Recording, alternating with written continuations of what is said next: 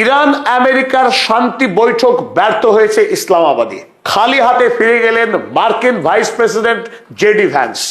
তাহলে এখন যেটা কোটি টাকার প্রশ্ন, আমেরিকাকে তাহলে নতুন করে আবারও ইরান হামলা করবে?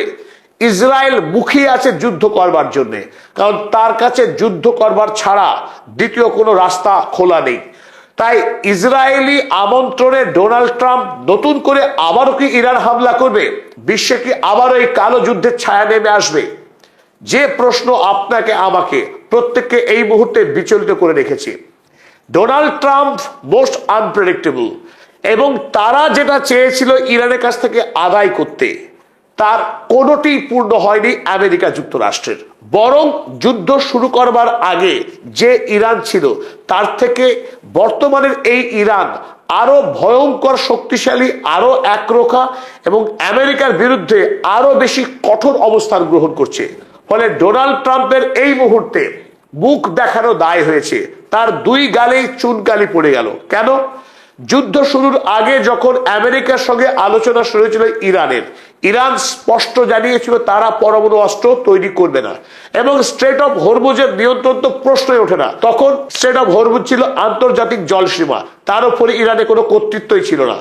অথচ আমেরিকা যখন ইরান হামলা করলো, 40 দিন যুদ্ধ হলো, সেই যুদ্ধে ডোনাল্ড ট্রাম্পের প্রধান যে দাবি ছিল, ইসরায়েলের যে দাবি ছিল, তারা ইরানের রেজিম চেঞ্জ করবে, ইরানের ইসলামিক রিপাবলিককে তারা উপড়ে ফেলবে, নতুন করে ইসরায়েল এবং আমেরিকার পছন্দের শাহ পেহলভিকে বসিয়ে তারা তাদের মনস্কামনা পূর্ণ করবে, ইরানের মানুষকে তারা মুক্তি দেবে, ইরানের মেয়েদের মুক্তি দেবে।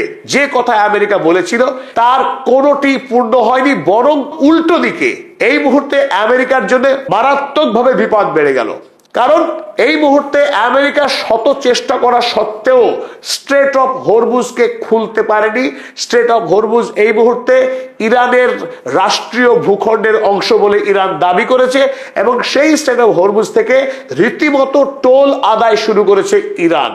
অপরদিকে যে প্রশ্নে ইসরায়েল সবচাইতে বিব্রত, আমেরিকার মাথা হেট হচ্ছে, তা গতকাল স্পষ্ট ইরান জানিয়েছে তারা পরমাণু অস্ত্র তৈরি করবে, এবং আমেরিকার যে চাপিয়ে দেওয়ার দ্বিচারিতা যে ইরান পরমাণু অস্ত্র তৈরি করতে পারবে না, তা মুখের উপরে জানিয়েছে আগামী দিনে ইরান পরমাণু অস্ত্র তৈরি করবে। সুতরাং আমেরিকার যে চাপ যে দুটো বিষয়ে ইরানকে সরে আসতে হবে, তা কিন্তু পূর্ণ হলো না।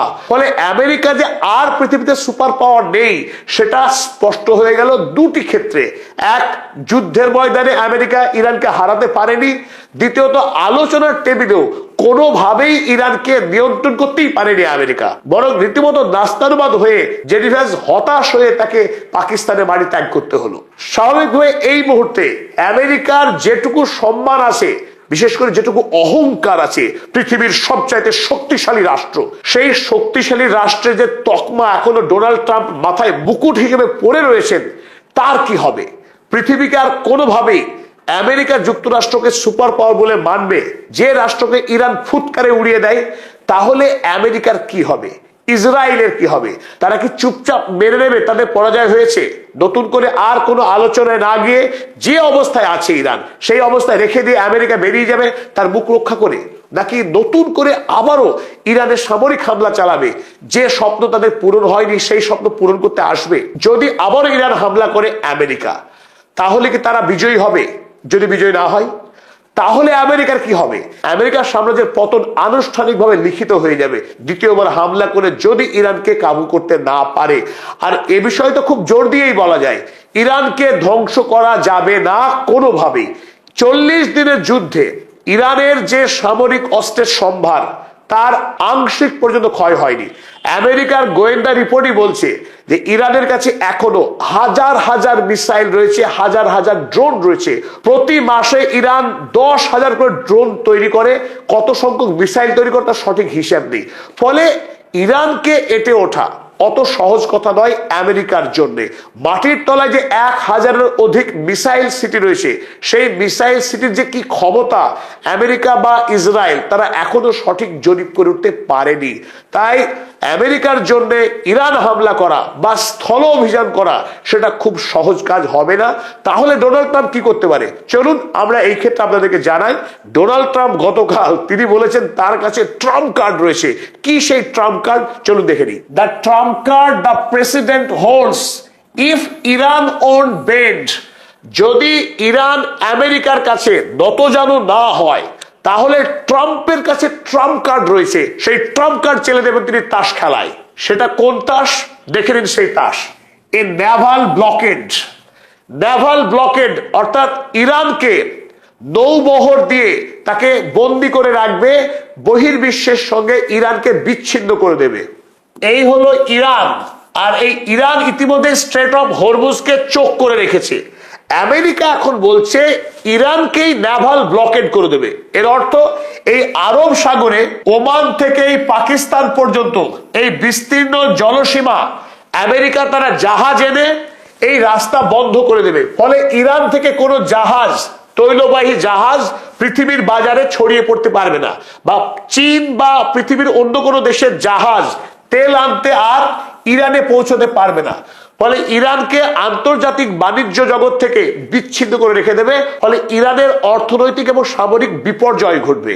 যে খেলা আমেরিকা ভেনেজুয়েলার সঙ্গে খেলেছিল, যে খেলা আমেরিকা এই মুহূর্তে কিউবার সঙ্গে খেলছে, ওই একই খেলা খেলতে চাইছে ইরানের সঙ্গে। কিন্তু নেভাল ব্লকেড করে কি ইরানকে ধ্বংস করা সম্ভব? আমেরিকা কি পেরে উঠবে? আপনার কি মনে হয়? আমাদের মনে হয় কোনোভাবেই ইরানকে ব্লকেড করা সম্ভব নয় আমেরিকার পক্ষে। তার হাতে গরম কিছু প্রমাণও রয়েছে। যে 40 দিনের যুদ্ধ হলো আমেরিকার সঙ্গে ইরানের, সেই যুদ্ধে ইরান মারাত্মকভাবে জখম করে দিয়েছে আমেরিকার গর্বের প্রতীক ইউএসএস জেরাল্ড আর ফোর্ড, সেই বিরাট বড় যুদ্ধ বিমানবাহী রণতরী, ইউএসএস আব্রাহাম লিঙ্কন, ইউএসএস ত্রিপলির মতো বেশ কয়েকটি যুদ্ধ জাহাজ, গাইডেড মিসাইল। সেই যুদ্ধ জাহাজগুলো এই মুহূর্তে ইউরোপ আমেরিকার বিভিন্ন কারখানায় গিয়ে তারা মেরামতির কাজ করাচ্ছে, কারণ তারা এখন ব্যবহারে অযোগ্য হয়ে পড়েছে। সেই সমস্ত জাহাজে ইরান এমন ভাবে মিসাইল হামলা চালিয়েছে যে তারা আর কোনোভাবেই এই আরবের জল সীমাতেই থাকতে পারেনি। তাই আমেরিকার নৌশক্তির কতটুকু দম আছে ইরানের তা পরীক্ষা করা হয়ে গেছে। আর সাম্প্রতিক অর্থাৎ গত পরশুদিন আমেরিকার গোয়েন্দা দপ্তর যে খবর প্রকাশ করেছে তাতে ইতিমধ্যেই ডোনাল্ড ট্রাম্পের রক্তচাপ বেড়ে গেছে। খোদ শি জিনপিং এর পক্ষ থেকে চীনের এক বিরাট বড় যুদ্ধ জাহাজ অস্ত্র ভর্তি হয়ে ইরানের পথে রওনা দিয়েছে। যে যুদ্ধ জাহাজে আকাশ সুরক্ষার একাধিক অস্ত্র, এমনকি নতুন করে জাহাজ ধ্বংসকারী মিসাইল 302 সেই মিসাইলও থাকার খবর পাওয়া গেছে। ইরানের কাছে ইতিমধ্যে নিজস্ব আবু মাহাদি সহ একাধিক যুদ্ধ জাহাজ ধ্বংসকারী মিসাইল রয়েছে। ইরানের কাছে কত মিসাইল স্টক রয়েছে সেটা আমেরিকার পক্ষে গুণে শেষ করা সম্ভব না। তাই প্রথমত নেভাল ব্লকেড ইরান হতেই দেবে না। যদি ব্লকেড করে মুহূর্তে মিসাইল মেরে ধ্বংস করে দেবে। তবে আমরা ধরেই দিলাম তর্কের খাতিরে যে ইরান আমেরিকার এই যুদ্ধ জাহাজগুলোকে ধ্বংস করলো না, ব্লকেড রেখে দিল। আমেরিকা সফলভাবে তারা এই ব্লকেড তৈরি করেই রাখলো। তাহলে পৃথিবীর কি হবে? ফলে একদিকে Iran strait of Hormuz blocked করে রেখেছে, এই দিক দিয়ে অধিকাংশ জাহাজ কিন্তু আর বেরিয়ে আসতে পারছে না ইরানের অনুমতি ছাড়া। অপরদিকে দ্বিতীয় ব্লকেড যদি আমেরিকা করে দেয়, ফলে এই পারস্য উপসাগর থেকে 20% তেল পৃথিবীর বাজারে ছড়িয়ে যায়। আমেরিকা এবং ইরানের ডবল ব্লকেডের ফলে পৃথিবীর বাজারে জ্বালানির তীব্র সংকট হবে, পৃথিবীর অর্থনৈতিক ব্যবস্থা ভেঙে পড়বে, এমনকি আমেরিকা যুক্তরাষ্ট্রের সাধারণ মানুষ খেতে না পেয়ে মরবে। তাই ডোনাল্ড ট্রাম্পের আগামী নভেম্বর মাসে যে মিড টার্ম ইলেকশন রয়েছে, সেই ইলেকশনে ডোনাল্ড ট্রাম্পের রিপাবলিকান পার্টির ভরাডুবিত হবেই। আমেরিকায় অর্থনৈতিক বিপর্যয় নেমে আসবে, বিপর্যয় নেমে আসবে ইউরোপ মহাদেশে, এশিয়া তো রইলই বাকি। তাই গোটা পৃথিবীর জন্য এই নেভাল ব্লকেড খুব একটা স্বাস্থ্যকর হবে না। ইরানকে জব্দ করতে গিয়ে আমেরিকা, ইউরোপ সহ গোটা পৃথিবী জব্দ হয়ে যাবে। বরং ইরানের কাছে রেজিস্ট্যান্স ইকোনমির পাওয়ার রয়েছে। পৃথিবীর মধ্যে সেই দেশ ইরান যে সত্যিকারের আত্মস্বাবলম্বী, আত্মনির্ভরশীল, তার কাছে খাদ্য, জ্বালানি, অস্ত্র সমস্ত বিষয়ে ইরান নিজের উপরে নির্ভর করে বেঁচে থাকার ক্ষমতা রাখে। তাই এই আরব সাগরে নেভাল ব্লকেড করে ইরানের খুব বেশি ক্ষতি করা যাবে না। পরিশেষে আপনাদেরকে একটি মজার গল্প শোনায়।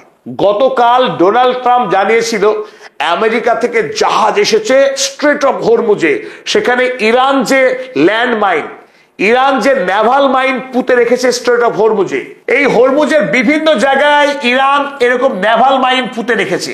সেই নেভাল মাইন থাকার কারণেই জোর করে কোনো দেশের জাহাজ এই চোকিং পয়েন্টকে পার করতে পারছে না। কারণ যদি ভুল করে জাহাজ এই মাইনের উপর দিয়ে যাওয়ার চেষ্টা করে, এই মাইন বিস্ফোরণ হয়ে যাবে, আর এই মাইন বিস্ফোরণ হয়ে গেলে জাহাজ যত বড়ই হোক না কেন মুহূর্তেই ধ্বংস হয়ে যাবে। ফলে ইরান এই পুরো স্ট্রেট অফ হরমুজকে এই মুহূর্তে মৃত্যুপুরী করে রেখেছে। তাই যতদিন না পর্যন্ত ইরান এই মাইন না তুলে নিচ্ছে, ততদিন এই স্ট্রেট অফ হরমুজ আন্তর্জাতিক বাণিজ্যের জন্য নিরাপদ নয়। তাই গতকাল ডোনাল্ড ট্রাম্প গর্বের সঙ্গে ঘোষণা দিয়েছিলেন যে তার দেশে জাহাজ নেমেছে এবার স্ট্রেট অফ হরমুজে, সমস্ত মাইনকে এবার তুলে ফেলবে। আর এই স্ট্রেট অফ হরমুজকে বিশ্বের জন্য উন্মুক্ত করতে আসছে মহান দেশ আমেরিকা যুক্তরাষ্ট্র। তারপর দুটি জাহাজ যখন এই স্ট্রেট অফ হরমুজে কাল প্রবেশ করে, তখনই ইরানের আইআরজিসি সরাসরি 30 মিনিটের ওয়ার্নিং দেয়। তারা যদি 30 মিনিটের মধ্যে এই স্ট্রেট অফ হরমুজ ত্যাগ না করে, তাহলে তাদের ধ্বংস করে দেওয়া হবে। আর ইরানের কাছ থেকে এই সতর্ক বার্তা পাওয়ার পর আমেরিকার দুই জাহাজ তারা 30 মিনিটের আগেই আরব সাগর দিকে পালিয়ে যেতে বাধ্য হয়। এই যে আমেরিকার যুদ্ধ জাহাজ ইতিমধ্যেই ক্ষতিগ্রস্ত হয়ে পালিয়েছে আরব সাগর থেকে, গতকাল আসা দুটো জাহাজ তারাও পালিয়েছে, সেই আমেরিকা নতুন করে নেভাল ব্লকেডের কথা বলছে। তাই ইরানের সঙ্গে স্ট্রেট অফ হরমুজে কোনো পাঙ্গা নিয়ে আমেরিকার খুব একটা লাভের লাভ হবে না, তা ইতিমধ্যেই বিশ্ববাসীর কাছে প্রমাণিত। তার সাথে রইল রাশিয়া, রইল চীন। চীন এবং রাশিয়া আমেরিকার সঙ্গে যেভাবে বন্ধুত্বের বাঁধনে আবদ্ধ রয়েছে, তার উপরে রয়েছে উত্তর কোরিয়া। তাই চীন, রাশিয়া, উত্তর কোরিয়া এবং ইরানের যে মৈত্রী, সেই মৈত্রীর শক্তিকে হারিয়ে আমেরিকার কোনোভাবেই এখানে নেভাল ব্লকেট বেশি দিন তৈরি করে রাখা সম্ভব নয়। কারণ চীন ইরানের কাছ থেকে সর্বাধিক তেল কিনে থাকে। চীনের তৈলবাহী ট্যাঙ্কারকে আমেরিকা আটকে রাখতে পারবে, সেটাই এখন দেখার। তাই এই যুদ্ধে শুধু ইরান নয়, ইরান যদি নাও লড়ে, চীনকে আটকানো আমেরিকার পক্ষে খুব একটা সহজতর হবে না। তবে ডোনাল্ড